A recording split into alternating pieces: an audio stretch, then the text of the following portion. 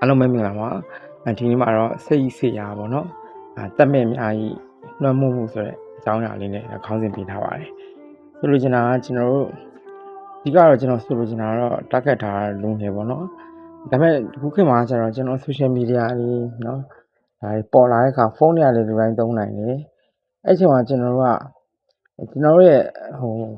ဒီကအရင်တော့ဆိုရင်တော့တကယ်ချင်းနေပေါ့เนาะစုပြီးတော့မုံနေစားတယ်တကယ်ချင်းနေစုပြီးတော့ခေတ္တတီးတယ်ရင်းနေစုပြီးတော့သူတို့ရဲ့မိမိနှစ်သက်တဲ့เนาะဒီ habit လေးကိုလုပ်ကြရပေါ့เนาะ hobby လေးတွေ habit လေးရှိကြပေါ့တော့အခုခေတ်မှာကျတော့ဒီဖုန်းမှာ mobile tablet တွေဖုန်းတွေကဒါကျွန်တော်တို့ရဲ့ second friend လို့ပေါ့เนาะဒါမှ mutual friend လို့မျိုးဖြစ်လာပေါ့เนาะတအားကိုရင်းနေတဲ့တကယ်ရင်းပုံစံတွေဖြစ်လာခါကျရင်ဒီပုံမှာပဲစိတ်ခံစားချက်တွေကို feeling တွေကိုပြောလို့ရတယ်ပြောကြတယ်တခါကျရင်အပြင်မှာတွေးတဲ့เนาะမဖြူပဲဖြစ်မောင်ဖြူပဲဖြစ်ပါဥမာပြောတော့အပြင်မှာတွေးတဲ့မောင်ဖြူမဖြူဒီ line ပေါ်မှာဆိုရင်ရှိတဲ့သူ့ရဲ့စိတ်နေစိတ်ထားတွေကမတူဘူးဘာလို့လဲဆိုတော့တခါကျရင်လူတွေကမိမိရဲ့ပတ်ဝန်းကျင်တွေမိမိရဲ့နော်ဒီမိသားစုတွေမိမိရဲ့အလုပ်ခွင်တွေပေါ်မူတည်မိမိရောက်ရှိနေတဲ့နေရာမိမိရက်တည်နေတဲ့ position ပေါ်မူတည်ပြီးတော့ကျွန်တော်တို့ကခံဆောင်ရတယ်တချို့ကြောင့်လည်းဒီတရုတ်မှန်နဲ့မနေကြဘူးပေါ့နော်ဒီလက်ရှိအခြေအနေလေးကိုသူက maintain လို့ဆိုရင်ထိန်းချင်တာပေါ့နော်တချို့ကဒီ line ပေါ်မှာကြမှာပဲဘာဖြစ်လဲဆိုတော့မိမိရဲ့စိတ်ထားမှန်တွေကိုဖွင့်ဟခွင့်ရှိရဖွင့်ပြောအဲ့တော့ဘယ်ဟာတပြည့်နဲ့တစ်ခါကြောက်ရှင်လူတွေရဲ့သဘောဘယ်ဟာကအမှန်လဲပေါ့မိမိရဲ့စိတ်ဆန္ဒစိတ်ရင်းအမှန်ဘာလဲမိမိတကယ်လုပ်ချင်တာဘာလဲအဲ့လိုဟာတွေကတဖြည်းဖြည်းနဲ့ပျောက်သွားပြီးတော့မိမိလက်ရှိအခြေအနေမှာလှုပ်တဲ့လှုပ်ထိုက်တဲ့ဟာလေးကိုလုံနေရလားလုံမနေရလားဆိုတာခါကြရင်လူကပြန်ပြီးဆန်းစစ်ကြည့်ရင်တော့မှလေခါကြရင်မေ့နေကြတယ်ပေါ့နော်ဒါနံပါတ်1ချက်ပေါ့နံပါတ်2ချက်ကကျတော့ဒီလိုမျိုးဖြစ်တဲ့ခါကြလို့ရှိရင်ကျွန်တော်တို့ရှိမှာလုပ်ငန်းတွေကနေเนาะဒီအခါချင်းငွေလက်ပတ်စံတွေရမယ်လစာတွေရမယ်နည်းမျိုးစုံနဲ့ဒါเนาะငွေကြီးလက်လာပါတယ်ဝင်မယ်ဆိုရင်ဒါမိသားစုအတွက်เนาะခုနပြောသလိုကျွန်တော်အရင်ကဆိုရင်ဓာတ်ရဟာလေးကိုအလှူဒန်းအတွက်တစ်ခုမိမိရဲ့เนาะနောင်ရေးအတွက်တစ်ခုတစုပေါ့เนาะနောက်ထပ်မိမိလက်ရှိသုံးမဲ့ပတ်စံအတွက်တစုအဲ့လိုစုကြတာပေါ့เนาะကျွန်တော်တို့စုတဲ့နေရာမှာတစ်ခါကြောက်ရှင်အမှားယွင်းပြီးတော့အပေါင်းအသင်းမှားယွင်းတဲ့အခါကျရင်မိမိရဲ့နီးစပ်ရာအပေါင်းအသင်းတွေထဲမှာမိမိပုံအမျက်ထုတ်ခြင်းတဲ့လူမျိုးတွေပေါ့နော်ဒါကတော့မြန်မာလူပြောရင်တော့ကျွန်တော်လက်ရှိမှာကြားပြန်လို့ရတယ်ပေါ့နော်လိမ်မဲ့လူပေါ့မြန်မာလူလိမ်မဲ့လူတမားဒီမအကောင်းတဲ့လူတွေတမားဒီမကောင်းတာပါလားမှန်ကန်စွာပြညာနေထိုင်ခြင်းမှန်ကန်စွာပြောဆိုခြင်းမှန်ကန်စွာတော့ပြုမှုဆက်ဆံခြင်းမှန်ကန်တဲ့စိတ်ထားနဲ့မှန်ကန်တဲ့အပြုအမူနဲ့မဟုတ်တော့ဘဲနဲ့အတူရောင်နေတဲ့မိမိပေါ်မှာအမျက်ထုတ်မဲ့လူတွေညီမျိုးတုံနဲ့အမျက်ထုတ်ပေါ့စိတ်ပိုင်းဆိုင်အမျက်ထုတ်မဲ့ငွေကြီးပိုင်းဆိုင်အမျက်ထုတ်မဲ့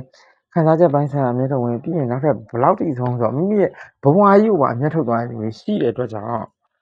ဒီလိုလူမျိုးတွေကညီမျိုးတုံနဲ့ကျွန်တော်ပုံမှန်ပြထားတယ်စေမူးရစ်စေလိတ်ဆွဲသေးတယ်အရက်နော်အဓိကပို့ဆိုးလာရင်တော့ခုနပြောတယ်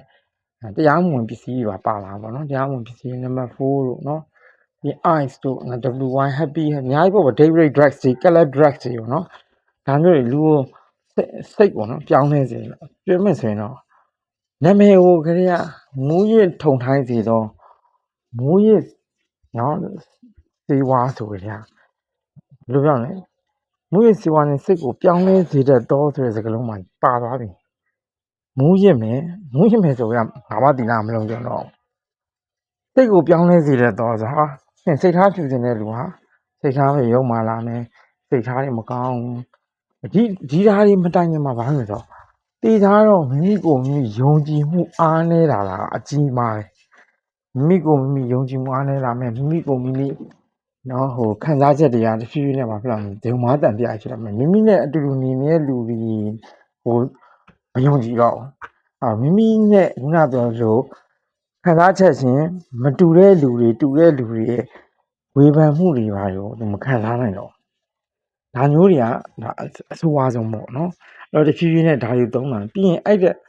ပို့ပြီးတော့ဆိုတာပတ်ဝန်းကျင်ရဲ့အမြင်တွေကိုသူကြည့်လာအဲ့အမြင်တွေပေါ်မူတည်ပြီးတော့သူနေထိုင်လာအဲ့တဖြည်းဖြည်းနဲ့ပေါ့နော်သူ့ရဲ့တကယ်စိတ်ရင်းမှန်တကယ်ရခင်မှာရှိတဲ့အလုပ်ကြိုးစားတဲ့လူတွေနော်ခံစားချက်နော်ဦးစားပေးတဲ့လူတွေ ဒီလိုမျိုးနဲ့အမျိုးမျိုးခွဲသွားမယ်ကွဲသွားပြီးတော့အလုပ်တွေမှာလည်းပျော်ရွှင်မှုတွေမရှိဘူးအဲ့တော့တေချာကတော့ဘယ်လူပဲဖြစ်ဖြစ်မိမိကိုမိမိပြဿနာကိုမိမိကစပြီးတော့ပဲဖြေရှာပြီးမိမိကိုယ်တိုင်ကို realize ပေါ့နားလည်ပြီးတော့အဖြေထုတ်ဖို့လိုတယ်အဲ့တော့ပျော်ရွှင်ချမ်းသာပဲကိုယ်ပိုင်နေရာရက်ဝန်းလေးကိုမိကိုမိဖန်တီးဖို့လိုတယ် supporting ပြီးတဲ့မိသားစုတွေတငယ်ချင်းတွေအားလေ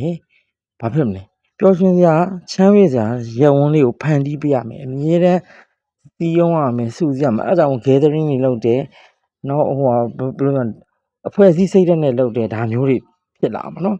အခုကျွန်တော်ထပ်ပြီးတော့လဲဆွေးနွေးပါမယ်အခုကျွန်တော်ဒီမှာပြထားလေးရတော့ကျွန်တော်ရဲ့ YouTube channel ပါနော် YouTube channel မှာလည်း video file လေးတင်ပြမှာဖြစ်တဲ့အတွက်အားလုံး